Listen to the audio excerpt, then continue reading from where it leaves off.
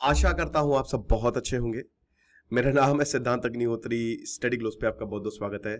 दिल्ली का capital India, Mumbai का capital Dharavi. बाबू भैया का ये डायलॉग मुझे लगता है कि अब बिल्कुल सच होने वाला है, क्योंकि बिहार का जो कैपिटल है वो दिल्ली होने वाला है और इंडिया का भी कैपिटल दिल्ली होने वाला है।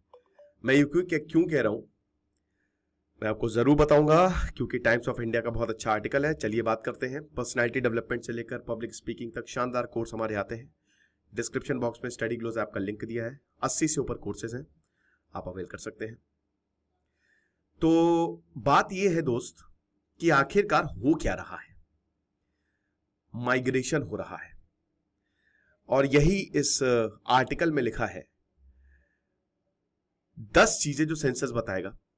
तो सबसे पहली चीज, वर्किंग पॉपुलेशन। कितने इंडियंस कितने समय तक काम करते हैं। 2011 में 36 करोड़, ध्यान दीजिएगा, 36 crore they were identified at the main workers. ठीक है, 2011 में जो 6 महीने काम करते थे। 10 करोड़ जो है वो 3 से 6 महीने काम करते थे। 2 करोड़ जो है वो 3 महीने से नीचे काम करते थे। समझ गया? यानी कि 36 करोड़ लोग जो है वो 6 महीने तो काम करते ही करते थे साल में, और 2 करोड़ जो है वो 3 महीने से बहुत ही कम।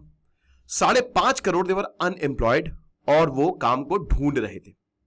आ जाओ बेटा। दिल्ली, मैं क्यों कह रहा हूं, क्योंकि सारे बिहारी दिल्ली में आ गए हैं। ठीक है, Delhi is the second largest city of Bihar, क्योंकि यहां पे बिहार में जितने लोग नहीं उतने दिल्ली में है। अर्बन पॉपुलेशन भागलपुर की दिल्ली में जितने बिहार के लोग हैं, ठीक है, भागलपुर में इतने नहीं है, भागलपुर के शहर में इतने नहीं है, गया और मुजफ्फरपुर में इतने नहीं है जितने अकेले दिल्ली में है। अब जाहिर सी बात है ये लोग माइग्रेशन के लिए जाते हैं और यही बहुत दुखद है। बिहार जो है, जो कि भारत बिहार से शुरू होता है। बिहार एक ऐसा राज्य है जिसको दुनिया का सबसे बेहतरीन राज्य बनाया जा सकता है, लेकिन जब आप बिहार की स्थिति देखते हो तो बहुत ही दयनीय है, बहुत ही दयनीय स्थिति है। बिहार में नदी है, बिहार में एग्रीकल्चर है, बिहार में इंडस्ट्रीज लगाने का बहुत बड़ा प्रोस्पेक्ट है, लेकिन हालात इतने खराब हैं कि लोग यहां पे 2 वक्त का खाना नहीं खा सकते, पढ़ाई तो भूल जाइए। और इसीलिए लोग माइग्रेट करते हैं। मुझे बहुत दुख होता है दोस्तों, जब मैं गुजरता हूं तो मैं देखता हूं कि एक तरफ सामने मॉल है और इधर साइड जो है वो लाइन से, दोस्तों यही लखनऊ की मैं बात कर रहा हूं, लाइन से लोग जो हैं वो रात में बेचारे सुबह से शाम तक दिहाड़ी करके आए और उसके बाद वो सो रहे हैं। और सोने के लिए कहां? फुटपाथ पे। कोई खाना बना रहा है, कोई किसी तरीके से पेड़ वेड़ को करके मच्छरदानी लगा के अंदर सो रहा है। ये इतना दुखद है दोस्तों, इतना दुख होता है। और पानी बरस गया तो लो सोना भी गया। ये हालात है और ये हमारा देश बनाते हैं। माइग्रेशन बिहार से बहुत होता है। और आपको बता दूं, उत्तराखंड की भी सेकेंड लार्जेस्ट सिटी है और 11 मेट्रोपॉलिटन एरियाज उत्तर प्रदेश में, it is one of the. तो बहुत भयंकर माइग्रेशन जो है वो दिल्ली में हो रहा है। उत्तराखंड से भी लोग जा रहे हैं काम की तलाश में, बिहार से भी लोग जा रहे हैं और यूपी से भी लोग जा रहे हैं। गांव में आ जाओ। क्या रूरल इंडिया श्रिंक हो रहा है? No, number of villages is now declining. ये एक अजीब बात है। रूरल इंडिया एक्चुअल में श्रिंक हो रहा है। कितने लोग गांव में रह रहे हैं, शहरों में रह रहे हैं, अपकमिंग काउंट बताएगा। हालांकि सेंसस काफी लेट हो रहा है, मैं इससे बिल्कुल सहमत नहीं हूं। सेंसस बहुत जल्दी हो जाना चाहिए था। और कास्ट सेंसस, ठीक है, कास्ट सेंसस जरूरी है, बट मैं बहुत ज्यादा कास्ट सेंसस में मतलब बिलीव नहीं करता। बट ठीक है, अब जो है सो है। बट अपकमिंग काउंट जो है ये पहला होगा जिसमें ये बताएंगे कि भारत में कितने गांव डिक्लाइन हुए, यानी कि विलेजेस डिक्लाइन हो रहे हैं। भारत गांव में रहता है। अब ये महात्मा गांधी के जमाने की बात हो गई, क्योंकि number of villages they are declining. 1981 में number of villages they has increased in each subsequent census year. 1981 में देखिए 6.05 लाख, फिर 1991 में हर 10 साल बाद सब सेंसस होता है ना। पहली बार कब हुआ था और किसने करवाया था? चलो कमेंट बॉक्स में बताओ, मैं कई बार बता भी चुका जब भी सेंसस की बात आती है। 2001 में 6.38 लाख, 2011 में 6.41 और अब 2021 में 2 लाख कम हो गए, 6.39 लाख। तो ठीक है, अब आप बोलेंगे कि यार कोई बात नहीं सर, अच्छी बात है ना कि जो गांव है वो शहरों में तब्दील हो रहे हैं, लेकिन क्या वहां के वासियों को शहरों वाली सुविधाएं मिल रही है? ये वही बात होगी कि भारत ठीक है चौथी सबसे बड़ी इकोनॉमी हो गया, लेकिन ग्राउंड रियलिटी बहुत अलग है। अर्बनाइजेशन, शहरीकरण में आ जाते हैं। India has crossed 50% urban mark. क्या कहता है, चलो देख लेते हैं कि 1951 में अर्बन पॉपुलेशन, शहर की ग्रोथ, जाहिर सी बात है गांव आपका भारी ही रहेगा हमेशा।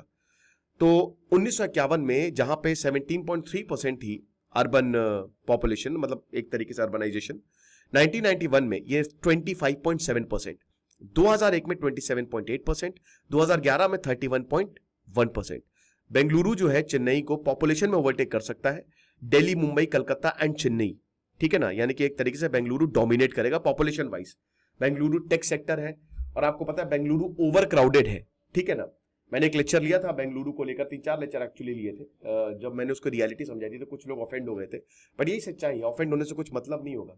जो लोग मानने को तैयार नहीं होते ना, वो सबसे डेंजरस लोग होते हैं, क्योंकि वो मान ही नहीं रहे कि मेरे अंदर बीमारी है। तो जब तुम मान ही नहीं रहे तो ठीक कैसे करोगे?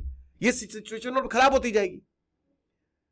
50%, आधा भारत जो है वो अर्बन है, बता रहे हैं। अपकमिंग सेंसस इसको कंफर्म कर देगा। चलो आ जाओ बेटा पढ़ाई पे। एजुकेशन, क्या 100% लिटरेसी है? 2011 में बता रहे थे कि 7 करोड़ इंडियंस जो हैं उन्होंने ग्रेजुएशन तक पढ़ाई की है, उससे ज्यादा 40 करोड़ से ज्यादा लोग जो है दे वर इलिटरेट, 15 करोड़ जो है they drop out in primary school, ठीक है ना।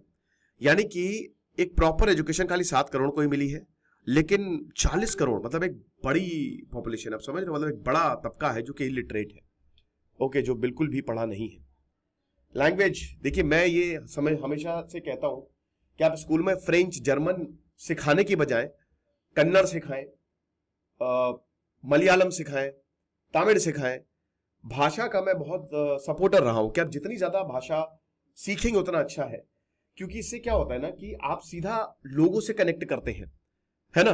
अगर आपको पॉलिटिक्स में बहुत जबरदस्त करियर बनाना है, अगर आपको लगता है कि आप एक ऐसे लीडर या एक मतलब पूरी भारत को अगर आप जीतना चाहते हैं ना, भाषाएं सीख लो सारी, और अभी से सीखना शुरू कर दो, क्योंकि लैंग्वेज गजब। लेकिन भारत में यूनाइटेड किंगडम से ज्यादा, यूके से ज्यादा इंग्लिश स्पीकर्स हैं। और ये बहुत ही, अभी मैं एक इंटरव्यू देख रहा था, पता नहीं गुस्सा आई मुझे, पंकज त्रिपाठी उनके बगल में पता नहीं कौन बैठी थी, ठीक है, कोई लड़की, वो हिंदी में बात कर रहे थे, बहुत अच्छा लग रहा था। वो ऐसे देख रही, पता नहीं किस में बात कर रहा हूं, ससुरे लैंग्वेज नॉलेज में जीरो। और यूनाइटेड किंगडम में इतने ज्यादा इंग्लिश स्पीकर नहीं है, बल्कि आप चाइना में जाएंगे तो उनको अंग्रेजी नहीं समझ में आती, आप जर्मनी में जाएंगे जर्मन बोलेंगे, है ना। लेकिन हम कहीं ना कहीं पीछे हैं। डेटा बताएगा कि कौन सी इंडियन सिटी मल्टीलिंगुअल है, ज्यादा भाषाएं बोली जाती हैं, और ये बेंगलुरु होगी, क्योंकि बेंगलुरु में माइग्रेशन बहुत हुआ है और हर तबके के लोग जो है वो बेंगलुरु में रहते हैं। 2011 में 2.5 लाख भारतीय जो थे वो अंग्रेजी बोलते थे, उनकी फर्स्ट लैंग्वेज थी। 8.3 करोड़ जो है उनकी सेकंड लैंग्वेज थी, और 4.6 करोड़ की थर्ड लैंग्वेज थी। ओवरऑल बात करें तो लगभग 13 करोड़ इंग्लिश स्पीकर्स हैं इंडिया में, जो कि यूके की पॉपुलेशन से ज्यादा है। ओके, आ जाओ बेटा। घर,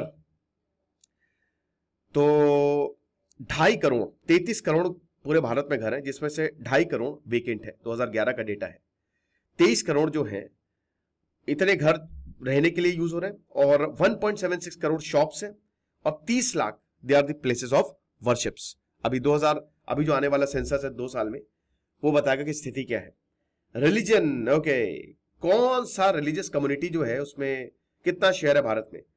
सो जाहिर सी बात है 80%, 79.8% देवर हिंदूज, आप देख ही सकते हैं। मुस्लिम 14.2%, क्रिश्चियंस 2.3%। तो हिंदूज के बाद देन मुस्लिम्स आते हैं, देन क्रिश्चियंस, देन सिख 1.7, और बुद्धिस्ट वैसे भी उनकी पॉपुलेशन, अभी मैंने एक लेक्चर लिया था कि पॉपुलेशन श्रिंक हो रही है, ठीक है ना। तो ये इंडिया का रिलीजियस कॉम्पोजिशन है। बट अजीबोगरीब बात यह है कि जो रिलीजियस कम्युनिटी की ग्रोथ है वो स्लो डाउन हो रही है, वो कम हो रही है धीमे धीमे। हाँ भाई, शादी पे आ जाते हैं। आजकल वैसे भी शादी को लेकर काफी डर है। तो क्या ज्यादा मैरिड औरतें हैं आदमियों से?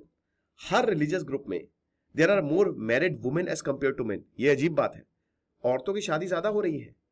हिंदुओं की they have 45 lakh more married women than men. कमाल की बात है, हिंदुओं में जो औरतें हैं वो मतलब 45 लाख ज्यादा आदमियों से औरतों शादी हुई है। भाई जाहिर सी बात है, लड़कियों की शादी हो जाती है, औरतों की शादी हो जाती है, आदमियों को काफी स्ट्रगल करना पड़ता है।